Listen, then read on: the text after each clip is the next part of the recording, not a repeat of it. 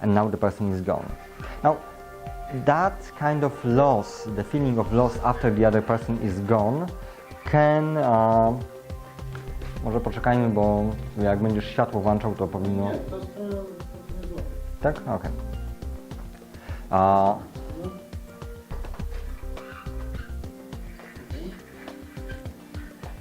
Now, that feeling of deep love I can work with, but it does often tend to, the loss after the person has left, tends to disappear on its own. People tend to take some time to mourn the lost relationship, and then they go on with their lives, finding new love, finding a new future for themselves. In most cases, there is no need for doing the kind of exercise that I'll talk about with you soon. But some people, as in the case of classical mourning, get stuck. They get stuck in place, they become unable to move forward with their lives, to find a new future. They just seem to be forced to stay in that one place, in that one situation, and just experience the loss over and over again.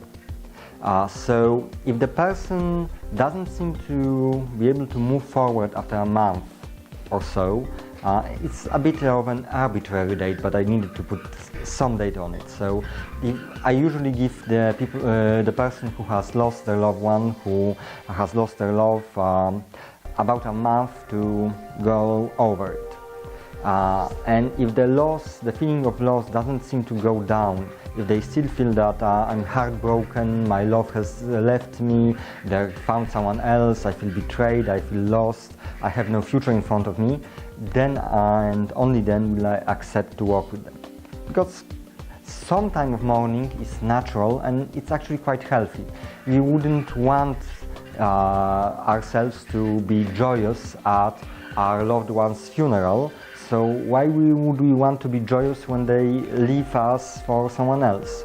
Some time of adjustment, of finding our new pace in life is good, and that sense of loss can actually be helpful because you can use that time to consider, okay, so how can I better adjust my life? How can I improve my life so that the next person I will be with will be a better person for me?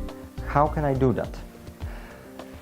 And some of that is okay, but if you get stuck or if the hurt is so much that you just cannot go on with your life, that you cannot go back to work, it hurts so much that you just spend your days in limbo, waiting for something to happen, waiting for the other person to come back, then there are some ways to go over it.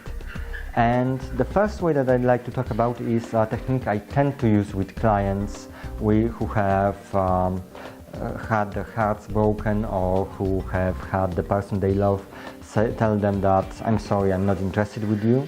And it might seem like a tiny thing. I mean, most people have been